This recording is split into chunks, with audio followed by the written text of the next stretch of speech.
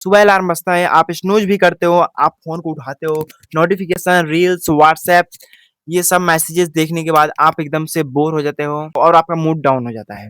और कुछ भी करने का मन नहीं करता, कुछ भी स्टार्ट करने का मन नहीं करता, ऐसा आपको फ़ील होता है जैसे आपके दिमाग ने बोल दिया हो कि भाई अब मैं सब कुछ चीज़ों से थक गया हूँ, अब मुझसे कुछ नहीं होगा भाई। तो आज मैं आपको बताऊँगा कि ये सिग्नल क्या है, दिमाग कैसा सिग्नल हमें क्यों दे रहा है, ऐसा हमारे साथ क्यों हो रहा है? तो इसका एक सिंपल सा सॉल्यूशन है जो आप आज से ही ट्राई कर सकते हो और आप अपने दिमाग को पहले की तरह फिर से उतनी बेहतर एंड उससे भी ज़्यादा बेहतर और एक्साइटेड बना सकते हैं। मैं देवांश एवरेन, आज हम एक ऐसे एक्सपीरियंस पर बात करने वाले हैं जो शायद आप सभी ने फ़ील किया होगा। अगर आपका दिमाग सब कुछ चीज़ों से थक चुका है और आपको सब कुछ बोरिंग फ़ील लग रहा है, चाहे आप स्टूडेंट हो या यूथ हो, तो अगर आपको ऐसा लग रहा है कि आप हर चीज़ को बोरिंग जैसा फ़ील कर रहे हैं, तो ये वीडियो पूरी तरह से आपके लिए ही बनी हुई है। तो चलिए सीधे टॉपिक पर आते हैं। मेरा फ्रेंड रोहन, जो रोज़ाना 10 बार अपने टैब्स को ओपन करता है एंड 3 से 4 असाइनमेंट स्टार्ट करके उसको बीच में ही छोड़ देता है एंड वो बीच-बीच में वो रील्स देखने लगता है और वो रात को कहता है कि उसका दिमाग एकदम से थक चुका है। अगर आपके साथ भी ऐसा ही होता है तो आप अकेले नहीं हैं। प्रॉब्लम ज़्यादातर अटेंशन और हैबिट्स की होती है, कैरेक्टर की नहीं। बहुत सिंपल बात, दिमाग का एक लिमिटेड रिसोर्स होता है अटेंशन। जब आप बार-बार इंटरप्ट होते हैं तो फ़ोन, मैसेजेस, मल्टीटास्किंग, ज़्यादा इन्फॉर्मेशन अटेंशन के टुकड़े-टुकड़े कर देते हैं। फिर आता है डिसीजन फैटिग। हर छोटी चॉइस आपके दिमाग की एनर्जी खाती है और जब आप शॉर्ट्स, रिवार्ड्स, लाइक्स, रील्स से रोज का प्लेज़र लेते हैं तो आपका लॉन्ग टर्म का जो मोटिवेशन होता है वो खत्म हो जाता है। ये कॉम्बिनेशन दिमाग को बोर्ड और टायर्ड फील करवाता है। बोर्डम सिर्फ बोर होना नहीं है, ये दिमाग का एक सिग्नल है। ये कहता है कि मुझे एंगेज करो, ये रिवार्ड मुझे समझ में नहीं आ रहा है।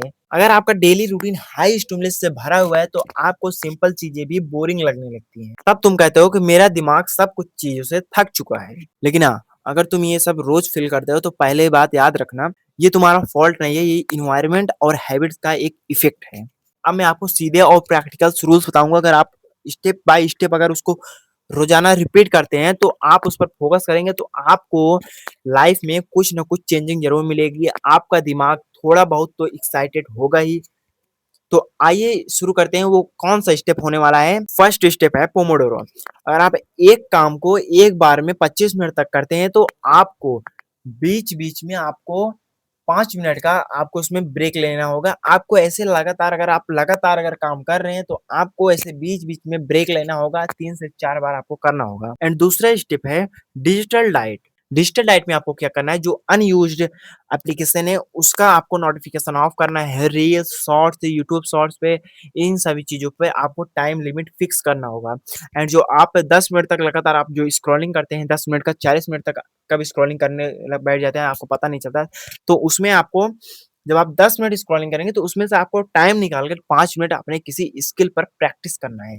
जैसे आप अपना कम्युनिकेशन स्किल पर फोकस करें एंड कंटेंट क्रिएशन पर, कोडिंग पर, आप किसी भी स्किल्स पर फोकस कर सकते हैं बिकॉज़ आज के समय में ये हाईएस्ट पेइंग स्किल्स होने वाले हैं। एंड तीसरा स्टेप्स है मूवमेंट ब्रेक। इसमें आपको क्या करना होगा, हर 45 से 60 मिनट पे अगर आप कुछ कर रहे हैं, उसमें 45 से 60 मिनट पर आपको 2 से 3 मिनट का आपको मूवमेंट ब्रेक लेना है। मतलब का आपको ब्रेक लेने के बाद उसमें मतलब कि आपको चाहे आप एग्ज़ाम्पल के तौर में आप स्ट्रेचिंग कर सकते हैं, आप रनिंग कर सकते हैं, आप वॉक कर सकते हैं एंड आप जंपिंग भी कर सकते हैं, जिससे कि आपका माइंड जो है वो रिफ्रेश हो जाए। एकदम आपका माइंड जो रिफ्रेश हो जाए, आपको नई-नई उसकी जैसे उसको लगेगा आप उसको नई-नई चीज़ें बता रहे हैं, आप उसको एक टास्क पूरा करने के लिए दे रहे हैं। अगर आप अपने दिमाग को चैलेंज देंगे तो वो रिफ्रेश होगा धीरे-धीरे। ये जो मैं आपको मूवमेंट करने के लिए बोल रहा हूँ, ये आपके ब्लड फ्लो को बढ़ाता है एंड आपके दिमाग को रिफ्रेश रखता है। एंड स्टेप 4 प्रोग्रेस दिखाओ। अपनी प्रोग्रेस दिखाने वाले टूल्स को आप यूज़ कर सकते हैं। आप या एक स्टिकी नोट्स बना सकते हैं, नोट्स आप बना सकते हैं, उसमें आप लिख सकते हैं कि आज हमने इतना काम किया, आज हमने ये अच्छा काम किया। आप कल से कितना बेहतर बने, आप उसको लिख सकते हैं। आपको कल कौन-सा काम आपको बोरिंग लग रहा था, आप उसे आज पूरा कर रहे हैं, आज आपको बोरिंग नहीं लगा।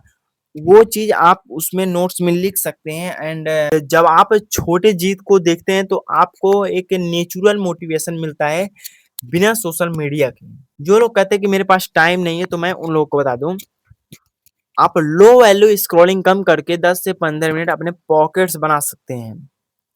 अपने किसी भी चीज़ में मतलब आप रिवॉर्ड अर्न कर सकते हैं। आप अर्निंग के सोर्सेज़ भी आप लोग ध्यान में रखिए। ये नहीं कि आप ये काम कर रहे हो, वो काम कर रहे हो, तो आप अर्निंग पर ध्यान मत दीजिए। आप थोड़े बहुत अपने पॉकेट्स पर ध्यान दीजिए। आप पॉकेट्स थोड़ा बनाइए एंड रोज़ हर दिन पोमोडोरो करने से आप हर दिन एक बेहतर इंसान बनते हैं। आपका दिमाग हर दिन से ज़्यादा रिफ्रेश होता रहता है रोज़। इसीलिए आप रोज़ डेली कंटिन्यू कंसिस्टेंट के साथ आप पोमोडोरो करें एंड आप खुद समझ जाएँगे आपके साथ कैसे इतना बदलाव हो रहा है। और मैं आपको एक पर्सनल एडवाइस दे रहा हूँ कि अगर आपको फिर भी अगर आपकी लाइफ में कोई चेंज नहीं आ रहा है, तो आप अपने आस-पास के प्रोफेशनल डॉक्टर से सलाह भी ले सकते हैं। अंत में एक बात याद रखना, आपका दिमाग आपका दुश्मन नहीं है, वो कभी-कभी ओवरलोड, कन्फ्यूज़्ड और रिवार्ड हंग्री हो जाता है। इसलिए थोड़ा स्पेस, थोड़ा स्ट्रक्चर एंड थोड़ा मूवमेंट करके आप अपने दिमाग को एक्साइटेड कर सकते हो। धन्यवाद, मिलते हैं अगले वीडियो में।